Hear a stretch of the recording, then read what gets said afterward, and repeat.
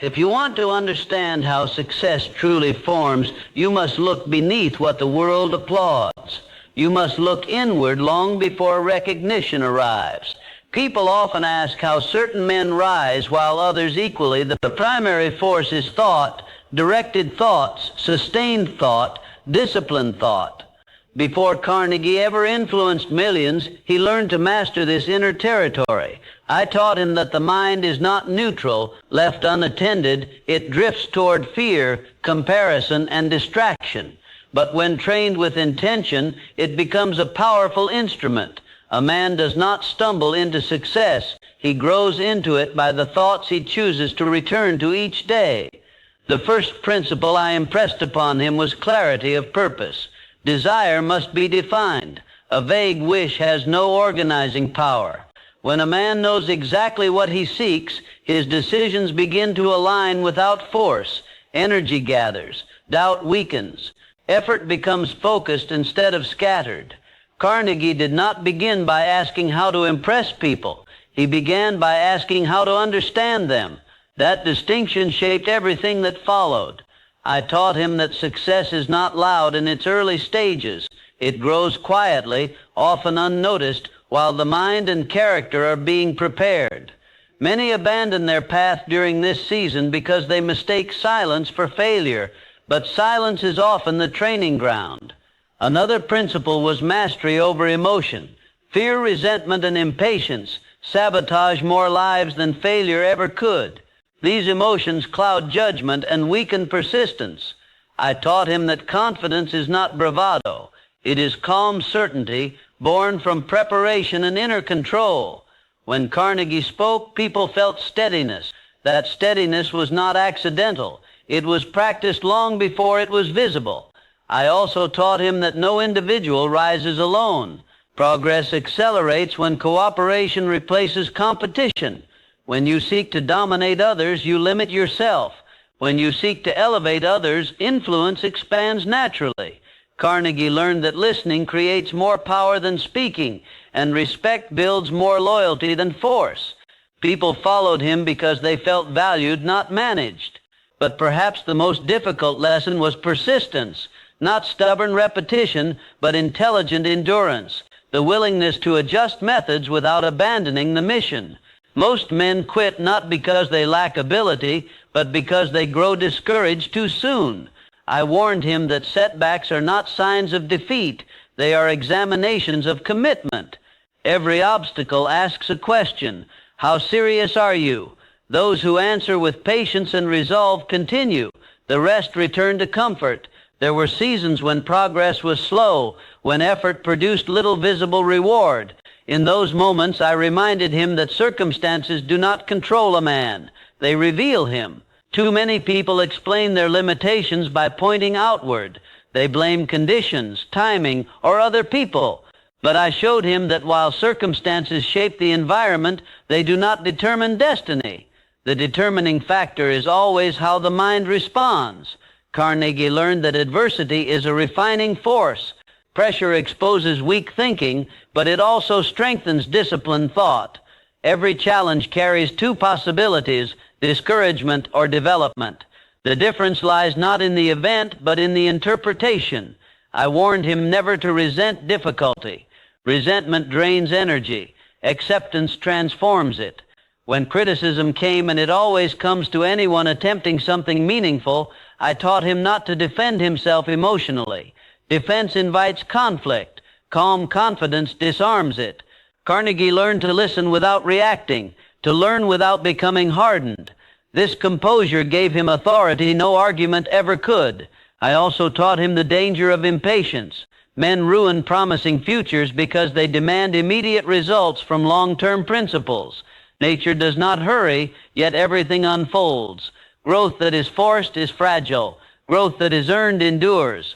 Carnegie learned to respect timing. He continued refining his message when audiences were small. He improved his delivery when applause was absent. He understood that mastery always precedes momentum. Another principle I emphasized was the power of habit. Success is not a single decision. It is a pattern repeated daily. Thought becomes habit. Habit becomes character. Character shapes outcome. He learned to guard his mental environment carefully. He chose what he read, what he listened to, and who he allowed influence over his thinking. A disciplined mind is not accidental, it is cultivated. And finally, I reminded him that influence carries responsibility. The more people you reach, the more carefully you must live. Words spoken without integrity eventually collapse under scrutiny, but words lived consistently gain weight over time. Carnegie did not seek to impress the world, he sought to understand it. That humility kept him teachable long after success arrived, and by the time recognition came, it no longer defined him. The work itself was the reward. These principles are not bound to a name or an error. They are laws of human achievement. They respond to application, not admiration. If you discipline your thinking, clarify your purpose, govern your emotions, respect others, and persist intelligently, results will follow in their own time. Success does not rush, but it does not forget, and when it arrives, it favors those who were prepared long before they were seen. And there is still more that must be understood, because success that lasts is never the result of a single insight. It is the outcome of a way of living. I taught Carnegie that most people misunderstand confidence. They believe it is something you display outwardly, something loud, forceful, or dominant. In truth, confidence is quiet. It is the natural byproduct of inner alignment. When your thoughts, values, and actions move in the same direction, doubt loses its grip. A man who lives in contradiction with himself is always unsettled. He may achieve results, but he cannot rest in them. Carnegie learned that peace of mind is not separate from success. It is the foundation of it. When the inner life is ordered, the outer life stabilizes. I warned him against the temptation of comparison. The moment a man measures his progress against others, he forfeits control over his own. Carnegie learned to measure himself only against the standard of his own improvement. Was he clearer today than yesterday, more patient, more disciplined, more intentional? That focus protected him from distraction and kept his energy concentrated. Another principle I emphasized was the necessity of solitude, not isolation, but deliberate time away from noise. A man who never withdraws to think becomes a servant of reaction. Carnegie learned that insight requires stillness. Decisions made in haste often undo months of effort. He made it a practice to step back, reflect, and examine his direction. This habit gave him perspective when others felt overwhelmed. While many reacted emotionally to circumstances, he responded thoughtfully. That difference compounded over time. I also taught him that influence grows through consistency, not intensity. Many men burn bright for a season and fade just as quickly. They rely on bursts of enthusiasm rather than steady discipline.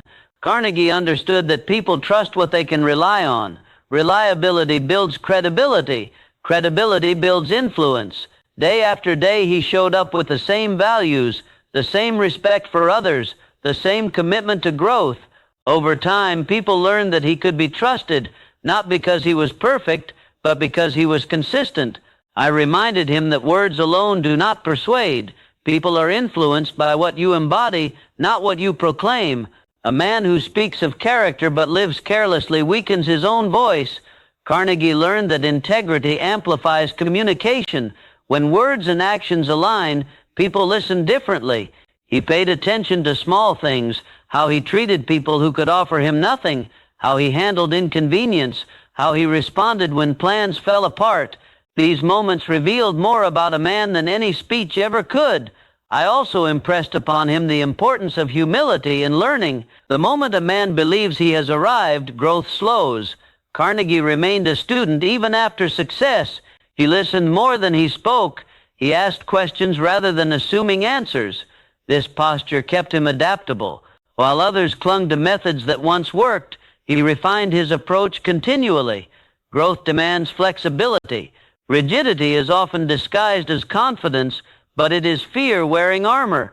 Another lesson I gave him was this: success will expose unresolved weaknesses. Increased responsibility magnifies character flaws. If a man neglects his inner life, success will not heal him. It will reveal him.